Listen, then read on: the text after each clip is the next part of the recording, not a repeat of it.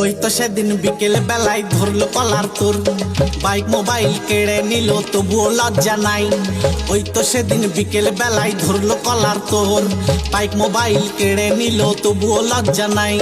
শুনছি নাকি বউ পালালো তোর ঘর ছেড়ে, তবুও পাঁচু তোর একটু লজ্জা আসলো না। লজ্জা শরম নাই রে পাঁচু তোর একটুও, পুরো ফারাক্কাতে তোর মতো নাই ছেঁচড়া একটাও রে পাঁচু, ছেঁচড়া একটাও। ছি ছি ছি রে পাঁচু ছি, ছি ছি ছি রে পাঁচু ছি রে ছি রে ছি, ছি ছি ছি রে পাঁচু ছি, ছি ছি ছি রে পাঁচু ছি রে ছি রে ছি, ছি ছি ছি রে পাঁচু ছি ছি ছি ছি, ছি ছি ছি রে পাঁচু ছি রে ছি রে ছি।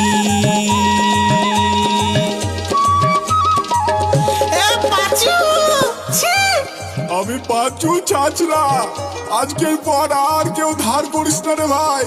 ধার শোধ করার মতো ক্ষমতা থাকলে ধার করিস, মানে আমার মতো অবস্থা হবে।